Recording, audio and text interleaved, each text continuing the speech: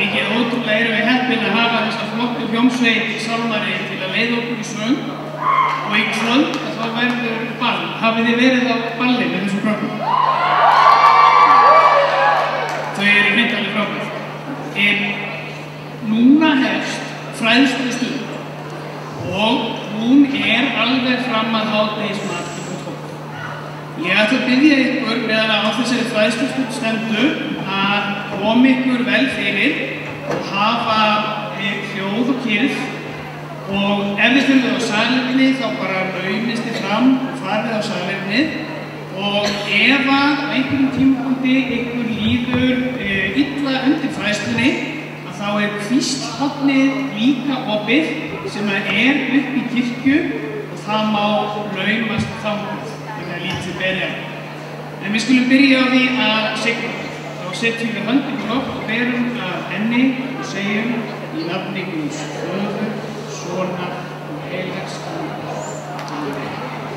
Nú ég klæddur og kominn á róð, Kristur Jesús veri mitt skjól, í Guðsúrdanum hefðum ég að ganga ykkur svona. Yfirskrift mótsins já já. Já. Og þið eru búin að sjá þetta flotta plakat sem að Guðrún Þóra hannaði fyrir okkur og ég veit ekki hvort það sé búin að átta ykkur á slagorðunum 3 sem eru hérna. Já, ég vil elska og virða sem að sjálfsögðu fengið hjónavígslu. Já, ég vil gera Jesú Krist að leiðtoga lífs míns sem að þeir fengið úr fermingunni. Og já, ég þori, get og vil. Og eins og rétt hönd sem að veit hvaðan það fengið. Já, það ekki margir. Þetta slagorð kvennafrídagsins sem var haldinn 24. október árið 1975. Þá fóru konur og fjölskyldur þeirra á Lækjartorg og sungu ég þori, get og vil, vitið það ótrúlegt til þess að hugsa hvað hefur breyst í íslensku samfélagi síðan það. Við erum búin að eignast kvenforseta, fyrsta lýðræðislega kjörna kvenforsetan í heiminum. Við erum búin að eignast kvenforsetisráðherra sem fyrsti lýðræðislegi kjörni þjóðhöfðingi þjóðar sem í opinberu hinsegin sambandi og hjónabandi. Og við hefum að sjálfsögðu svo flottan biskup sem kona, Agnes Sigurðardóttir. Fyrir þessar konur höfðu engar konur gegn þessu enda. Við ætlum í dag að tala kynlíf, kynhegðun, kynheilbrigði frá sjónarhóli kvenna að hluta. Til þess að fjalla þessi mál þá eru hér flottir fyrirlesarar með okkur, hún Sigga Dögg sem kemur hér upp á svið á eftir.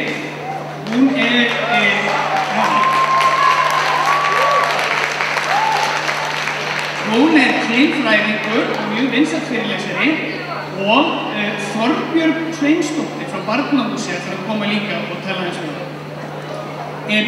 Áður en að við vindum okkur í efni þá langar mig til að sjá hvort við getum fengið aðeins meiri til. Það nefnilega svo miklu auðveldara að hlusta þegar það ekki hliður. Vitið það tilraunaverkefni núna í grunnskólum að kenna kynjafræði. Einhver hér sem hefur fengið að kynnast kynjafræði í sínum grunnskólum? Já, merkilega. Mér finnst kynjafræði persónulega mjög heillandi fag. Sjáu þið þessi mynd, þið búin að sjá nýja trailerinn fyrir Avengers 2. Ég svolítið veikur fyrir ofurhetjumyndum, það verður að segjast, sagna. Hafið einhvern tímann spáð í því til dæmis hvernig að ofurhetjur eru klæddir? Spandex, nákvæmlega. Sjáu þið karlmennskuna sem að skína þessum ofurhetjum. En svarta ekkjan svo eina sem að í eggjandi stellingu. Ef við myndum snúa eins og við, þá liti þetta svolítið svona.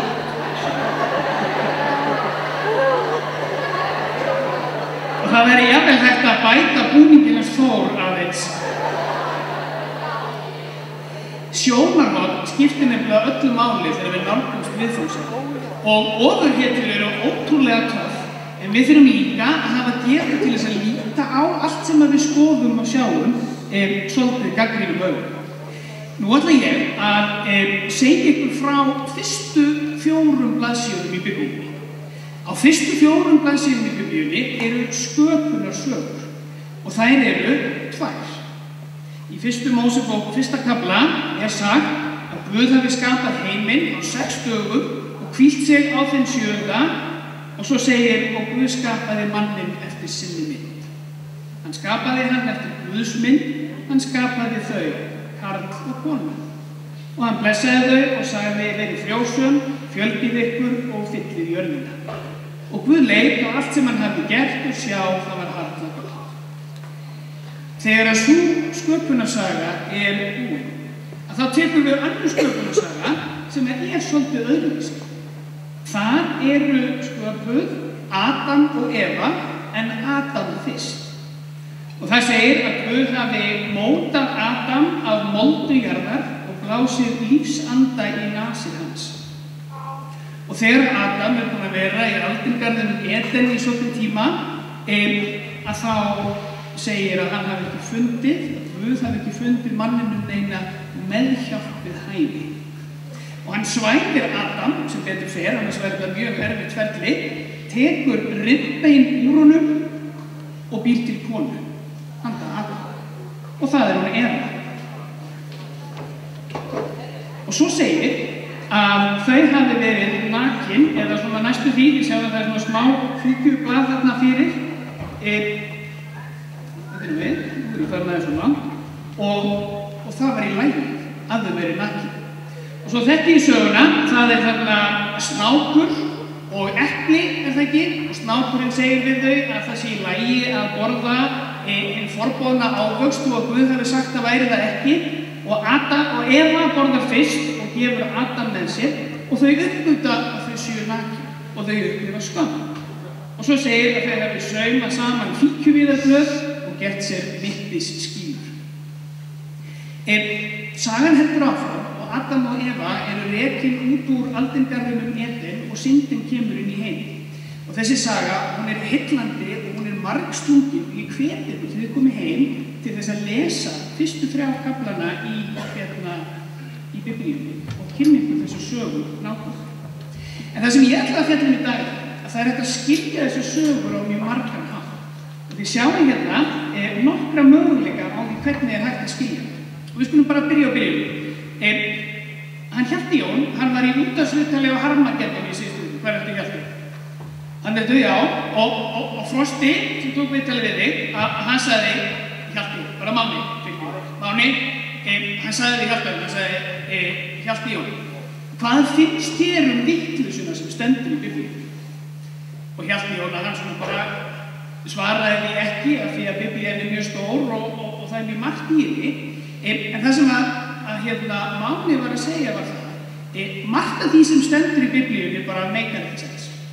Og ef við skoðum þessa sögu og lesum hana bókstaflega eins og þetta sé bara gerðist svona, þá það alveg rétt, þá meikar þetta ekki sens. Í fyrsta lagi að þá eru 2 sköpunarsögur hlið við hlið og svo hugsiði, vitið hvernig sagan hendur áfram. Adam og Eva eignast 2 syni, vitið hvað þeir heita?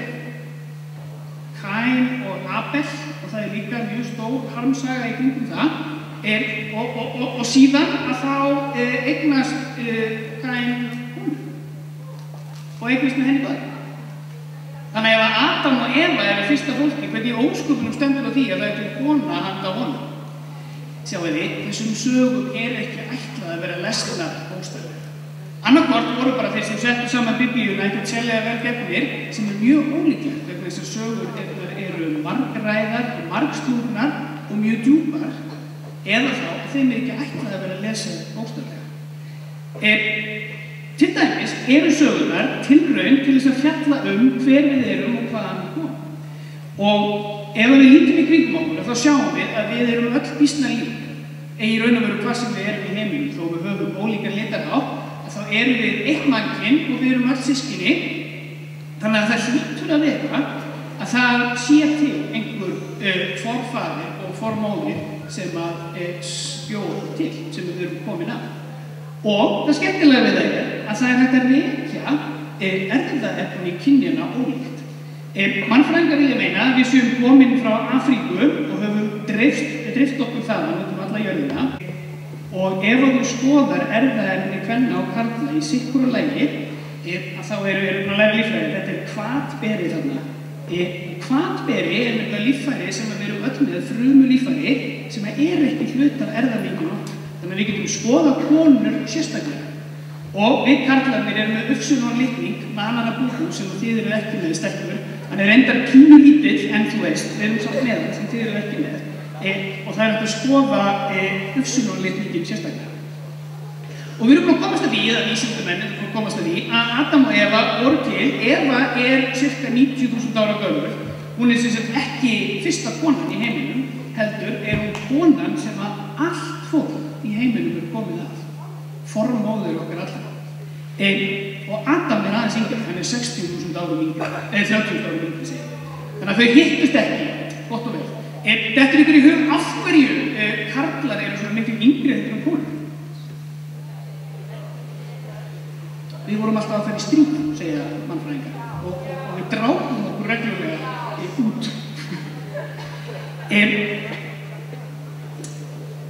Ef við skoðum sköpunarsögu af Adam og Evu frá sjónarhóli þennan, þá sem þetta merkilegt ef við komum frá Afríku að googla myndir af Adam og Evu, það við prófað. Þau eru alltaf hvít, helst ljósar með blá augu og svona mjög evrópski útliti.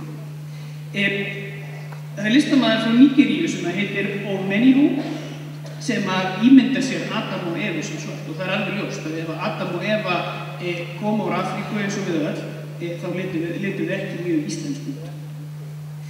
Ef við skoðum þessu sögu hins vegar frá sjónarhóli kynjafræði, að þá verður að segjast eins og það að þessi saga hefur mjög oft verið notuð til þess að segja að karlar séu betri en konur. Og röksemdafærslan svona, Guð skóp konuna úr rifi á manninum, og þá það ekki maðurinn 2.0 updated edition, eitthvað svoleiðis, heldur aðeins neðar. Og síðan hefur líka verið sagt, það var Eva sem gaf reglur, þannig að allt sem gerist rangt í heiminum Evu að kenna, en Eva í sögulegu skoðinu, hún bent á snáknum, svo að allt sem rangt í heiminum snáknum að kenna. En við höfum í okkar samfélagi hugmyndir það að það sé eitthvað dulúlegt freistandi jafnvel ljótt við hvern líkamann. Og þið sjáu það ef þið skoðið bara þjóðir heimsins að mjög víða þá eru mjög skýra reglur það hvernig að konur eiga að klæðast. Og það það raunar líka á þessu móti samfélagsreglum. Þessi saga hefur ekki bara verið notuð til þess að sýna fram á það að karlar séu betri en konur, hún hefur líka verið notuð til þess að fjalla samkynhneigð. Vitið það krakkar, það eru 7 textar í Biblíunni sem eru notaðir til þess að fordæma samkynhneigð og sagan af Adam og Evu einn af þeim. En staðreyndin svo að enginn þeirra fjallar samkynhneigð. Það enginn text í Biblíunni sem að fjallar jafningjasamband karls og karls eða konu og konu. En ef við skoðum forsendurnar fyrir því að Guð bjó Evu til handa Adam, að þá eru það þessar. Eigir það gott að maðurinn sé einn, ég vil gera honum meðhjálp við hans hæfi. Kona ekki meðhjálp við hæfi handa samkynhneigðum karlmanni og karl ekki meðhjálp við hæfi handa samkynhneigðri konu.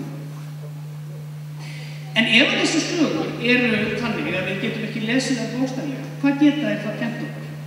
Og það nefnilega lykillinn að því að lesa Biblíuna og konu. Biblían getur kennt okkur svo margt það hver við erum og hvaðan við komum og hvernig að við eigum að umgangast hvert annað og Guð. Að ef við komumst út því að lesa það bókstaflega, þá geta þeir kennt okkur mjög margt. Til dæmis að við erum sköpuð í Guðs mynd. Að allar manneskjur eru heilagar.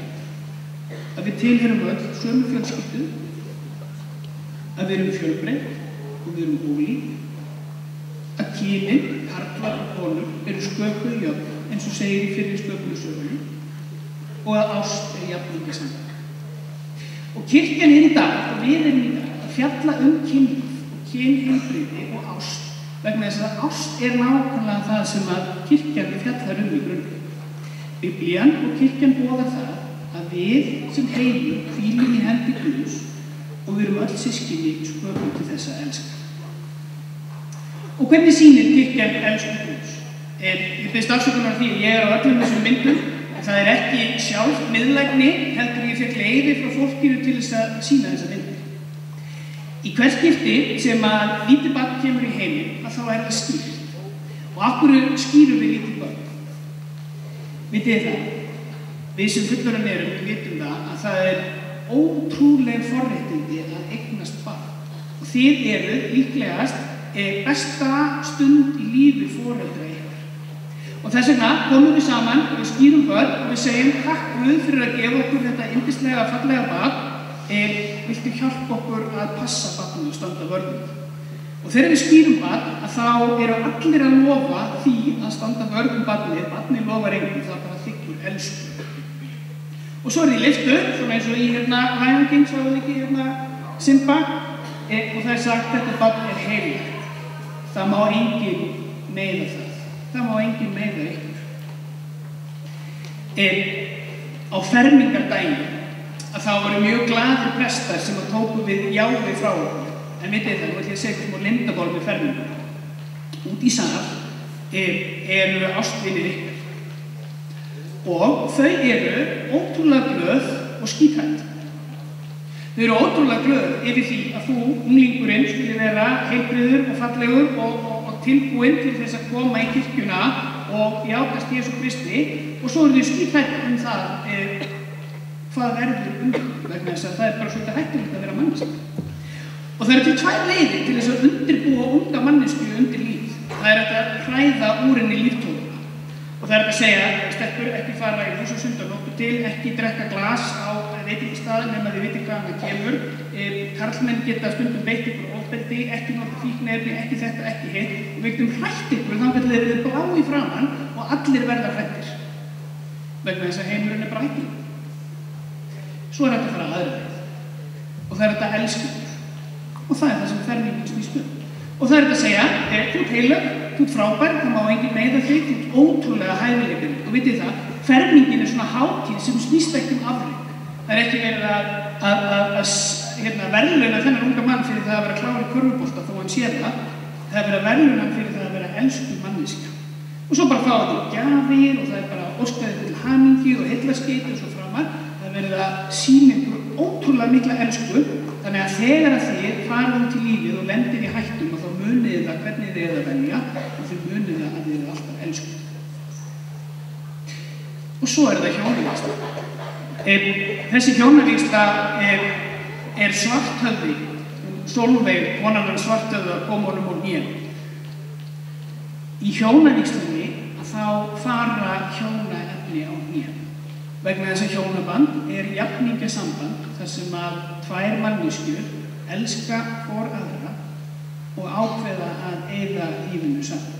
Og þetta fallegasta og merkilegasta ákvörðun sem að nokkur manneskja getur tekið.